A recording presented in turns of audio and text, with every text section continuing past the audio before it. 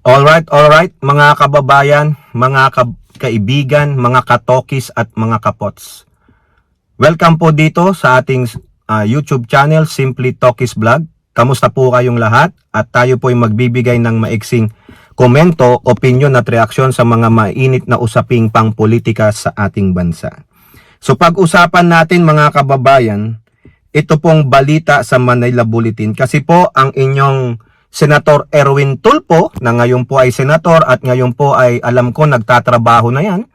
Lalong-lalo na nakipagkita siya kay Secretary Rex Gatchalian ng DSWD para po alamin pa ang ano pang mga kailangan ng ahensya na yan para po lalong mapagsilbihan ng maayos ang ating mga kababayan na below poverty o mga nangangailangan at may pagkaloob ang karampatang tulong. Okay, pero may panawagan po ang ating butihing Senator Erwin Tulfo sa mga e-wallet firms. Yung mga e-wallet, parang yung mga GCash, yung mga ganyan, no? Na sana po magkaroon po kayo ng social responsibility. No? Yan po. At ganun din po, ito pong si Baguio Mayor, Baguio Mayor Benjamin Magalong, hinahamon po. O Mayor Magalong, may naghahamon sa'yo. Diyan po yan sa balita ng Abante TNT. Mayor Magalong, it's about time. Man up. PMP, official ka. Dati ka daw CIDG. Alam ko matapang ka. Ayaw mo rin ng korupsyon. Galit na galit ka. Now, somebody is calling you out. Okay? So yan po. Shout out po lahat sa inyo and may God bless us all. Unahin natin mga kababayan, ito pong balita sa Manila Bulletin tungkol kay Senator Erwin Tulfo sa kanyang panawagan sa mga e-wallet firms. Social responsibility. Erwin Tulfo urged e-wallet firms to remove in-app online gambling links. Ayan. Siguro pasensya na po kung tama po ako. Kung nagkakamali po ako, itama nyo ako and I apologize, no? Siguro itong mga e-wallet na to, for example, ay yung GCash. No? O ano pang mga e-wallet firms na meron kayo, na merong mga link dyan ng mga online gambling like Isabong at kung ano pang mga gambling na kinalolokohan ng mga kababayan natin, hindi lang sa Pilipinas, kundi yung mga nag-OFWs. Ako po nakakabalita niyan. No? Yung mga ibang OFWs, yan ang nakakahulumingan. Nauubos ang kanilang pera dahil nauubos sa online gambling. Sa una, patatamain ka. Ganyan po yan. Ako na-experience ko yan sa mga casino dito, lalo na sa Las Vegas, pag nagla-Las Vegas kami. Kwento ko lang. Ako, wala po akong kaalam-alam dyan sa mga slot machine na progressive. Ang alam ko lang slot machine, yung mga pagtapat-tapatin mo yung tatlo, ganon. Mahirap naman yon. So, minsan, kinikwento ko sa inyo sa live stream, ito lang, last summer, ito lang. Middle of July, nagpunta kaming Vegas. Naglaro kami ni Mrs. dyan sa isang slot machine. Hindi ko po talaga alam, pindot lang ako ng pindot. Bigla na lang tutunog yung machine ko, ting, ting, ting, ting, ting. O pag gumaganon kasi, mukhang tumama ka. Ang taya ko lang naman, 2 cents. 2 penny lang. O sa kakaganon, nakatatlong ting, ting, ting, ting, ting ako. O, hindi ko na kung nananalo ako ng jackpot. Hindi, wala po ako alam. Pindot lang ako ng pindot. O nung kakapindot ko ng 5 beses, wala na yung ting ting ting ting ting. Ay sabi ko, binabawi na. O kaya ang ginawa ko, nag-cash out na ako. O nanalo naman ako ng 133. O minus 40. So $93 ang panalo ko. Okay na ako, sold na ako. Hindi na ako bumalik. Pero yung iba po kasi nalululong. Panananalunin ka sa simula. May inganyo ka kasi nananalo ka.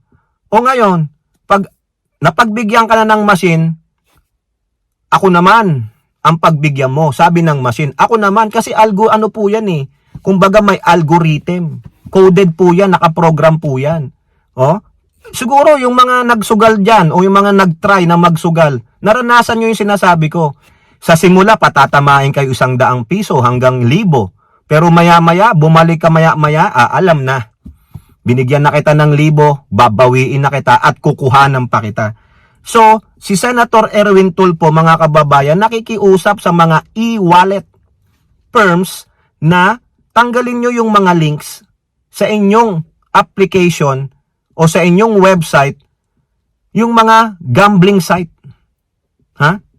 Ano man yung gambling site na yan, tanggalin nyo na lang. O ayan po ang sabi ni Erwin Tulfo. Senator Erwin Tulfo made a call to e-wallet corporation to initiate the removal of online gambling links on their platforms as a form of social responsibility. Tulungan nyo naman yung mga Pilipino.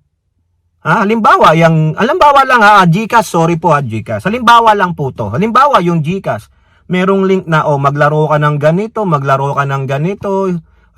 Ganyan, 'di ba? Poker, ganyan, blackjack, tanggalin nyo na po. Sayang naman kasi nakaka-entice yan, lalo na yung mga sugarol, yung ay try ko nga ito. One time lang. Ayun, di mo alam, na-hook ka na. Tulfo, chairperson of the Senate Committee on Games and Amusement, made the call ahead of the upcoming hearings on the bill seeking a total ban of the industry. Ay, meron na pala. Hontiveros, kayo dyan ng mga progressive, mga ultra-left groups, hindi nabanggit ng Pangulo pero meron na palang darating na hearing dito sa mga online gambling. Bakit kayo nagmamadali? Yun naman pala, niriripaso ni Senator Erwin Tulfo. Meron naman pala, upcoming hearings on the bills, marami, seeking a total ban of the industry. Huwag na sanang antayin ng mga kumpanya na ito na sabihan pa sila, gagawa ng batas. Ayan, isipin nyo na lang, you guys have social responsibilities and we are facing a crisis. Online gambling problem is a crisis. Kung yung negosyo natin nakakasakit na sa kapwa, then siguro we have to reinvent. Now, gusto natin makita yung sinasabi nyong corporate responsibility, social responsibility. Ipakita nyo nga sa amin, malalaking kumpanya kayo, di ba? Ayan. According to Tulfo, the leading financial technology companies like GCash, tama pala tayo and PayMaya, among others, will be invited to committee hearings along with related government agency and various stakeholders. Malamang pagkor ito. Quote, common sense yun. Yung morality na, where do you stand? Ito, maraming buhay ang nasisira. Malalaking kumpanya listed sa stock exchange. Gano'n naman pala nabuhay kayo dati sa mga kumpanya na yan na wala pang online gambling. Correct po yan. Nakakaya. Social media platforms will also be asked to send representatives as Tulfo also questioned the online gambling advertisements on the internet applications. The neophyte senator reiterated his call for a total ban on online gambling, saying the social ills outweighs the benefits. Correct, I agree. Pumunta na lang po kayo sa mga government sanction, yung may mga lisensyang tama na mga casino. Kung talagang gusto nyo ng online gambling, dapat sanction ng gobyerno.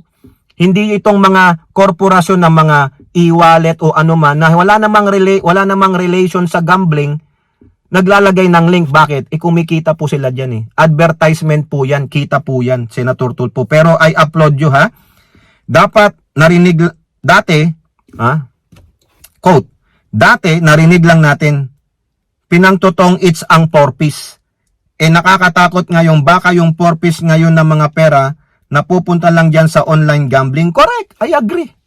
Imbis maganda ang layunin ng porpis para sa mga pamilya, pero itong mga ibang beneficiaries ng porpis, imbis na pangkabuhayan, pangpamilya, binibigay pa sa mga sugalan. Tama po yan, Aantayin po natin ito. Dapat may managot dito. Kawawa po ang mga Pilipino.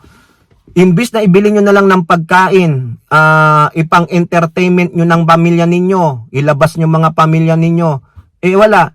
Si tatay nalulong, si nanay nalulong, pareho pa silang mag-asawa nalulong, porpis na nga, nagsusugal pa, walang hiya. Now, mga kababayan, pasok tayo dito kay Mayor Benji Magalong ng Baguio City. Kasi po siya, ito po, fierce critic ito ng corruption. Bago pa nagsalita ang Pangulo sa SONA about flood control corruption, nagsasalita na po ito. Sabi niya, itong mga ibang mga mambabatas, mga politiko, Sila yan. Naghahatian sila sa komisyon, sa kickbacks. Ayan ang sinabi ng Pangulo. For the boys, 40%. Si Magalong, 30 to 40% ang kickback sa mga proyekto. Minsan, mga pamilya pa ng mga politiko, disguised as, hindi namin kilala yan. Disguised as fake name, Mary Grace Piatos. Diba? Mga fictitious. Pero kung talagang busisiin mo, sila rin pala yan. Mga politiko rin, pamilya ng politiko. O ngayon, nung nagsalita si Magalong after ng sona ng Pangulo, may pumalagpo na mambabatas. Pinalagan siya dyan. Pero ito po sabi dito sa Abante TNT. Magalong hiniritan ng ebidensya sa aligasyong kickback sa flood control projects. Ayan po, talagang ano na to. The gloves are off. Sabi ko nga po sa LS ko kanina, kay Simply Talkies, the gloves are off. Talagang nagtitirahan na po sila. Nagsisisihan na, nagtuturoan na dahil nga po sa sinabi ng Pangulo. Tama lang yan. Maglabasan kayo ng baho pero kargahan nyo ng ebidensya. Yan ang hiling kay Magalong. Magalong, maglabas ka ng ebidensya. This is the right time. This is your opportunity to really prove your allegation. Sino ang mga yan? Magkano ang kinikbak nila? Ganun po, anong proyekto? Benji Magalong, matagal mo nang sinasabi yan, labasan mo na dahil meron ng pro-protekta sa'yo, ang Pangulong Marcos. Ibigay mo yan sa yung magre-review. Siwalat mo na. Eto na No? Turuan na, sisihan na, labo-labo na kayo.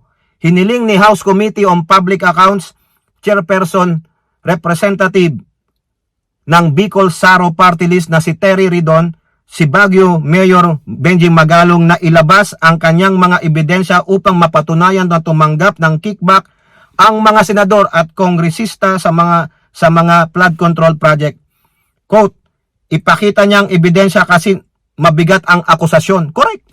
Ang akusasyon ang mga kongresista 30 to 40% getting kickbacks from government projects kasi he has been speaking for several weeks. Tama po yun. Sabi ko sa inyo kanina, bago pa magsona ang Pangulo, ito pong si Mayor Magalong ng Baguio City, very vocal siya dyan. O ngayon, this is the right time. This is the, I believe, ano ba ang proper venue? Magpa-presscon ka, ilabas mo.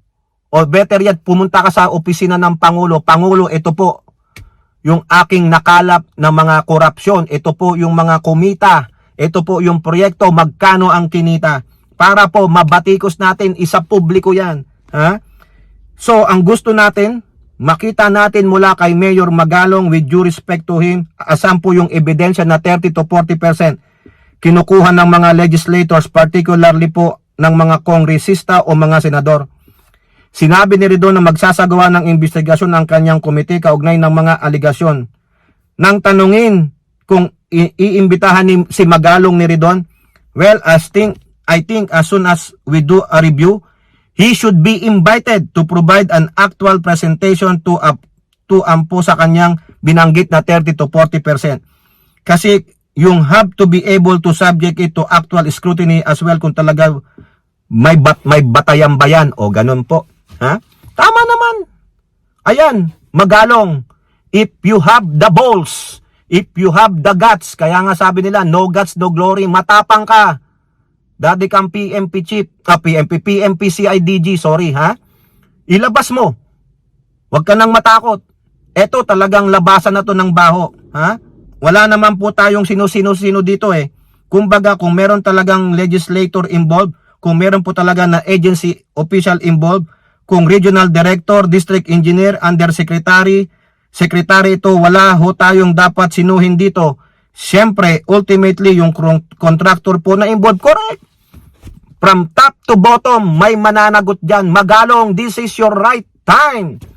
Huwag mo nang palagpasin ang opportunity na ito. So kung mapakita niya kung sino po yung mga yon, well and good. Papalakpakan ho natin siya. Correct, maski na ako, papalakpak ako sa yung Magalong.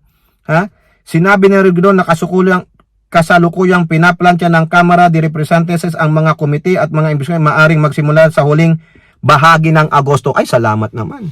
Pero huwag yun na patagalin yan. Ngayon, Mayor Magalong, kung wala kang mapapakita, hinahamon ka na hinahamon ka na at maaari ka pang imbitahan sa mga hearing na gaganapin ni Representative Terry Ridon. Kung wala kang maipapakita, puro ka lang daldal. Puro ka lang chismis. Kasi you are creating a false narrative. Aligasyon na wala kang mapakitang ebidensya, chismis po yan. Paninira yan. Kaya mas maganda, Mayor Magalong, talagang ako, bibilib ako sa'yo, papalakpak din ako kung mailalabas mo yung ebidensya na hawak mo ngayon sa mga aligasyon mo sa lahat ng mga kawani ng gobyerno, mga mambabatas, kontraktor at ano pa, nasangkot sa 30 to 40% corruption. O anumang corruption meron ka dyan, ilabas mo na. Pagkakataon mo na yan. Di ba po ba mga kababayan? Pero pag wala kang mapakita, o di kaya inimbitahan ka, hindi ka umaten, malamang duwag ka. Pasensya na ma'am, Mayor Magalong, hindi kita tinatawag ngayon na duwag. I am just, giving a reaction. Pag hindi ka nakapagpalabas ng matibay na ebidensya dyan sa aligasyon mo, na sinabi mo, sila-sila din yan. Marami pong code card na lumabas, na itapi ko pa yan. Matagal ka na nagsasalita ng ganyan, bago pa magsalita ang Pangulo sa SONA about corruption sa flood control. Ayan, pagkakataon mo na, ilabas mo na. Dahil meron ka ng pang-back up. Pangulo na mismo nagsabi, iimbestigahan, labas mo na. Pero pag wala kang mailabas, duwag ka ba? Takot ka ba? Di ba? Pasensya naman po, Mayor Magalong, nagtatanong lang sa'yo. Pero kung mailabas mo yan, totoong ebidensya, papalakpakan kita, sasaluduhan kita, sir. Talagang ikaw ay malinis. Pero kung sangkot ka din, malamang baka hindi na mailabas. Kayo po, ano pong inyong masasabi? Comment down below and don't forget to like and share. Hope to see you in the next videos. Bye-bye. God bless.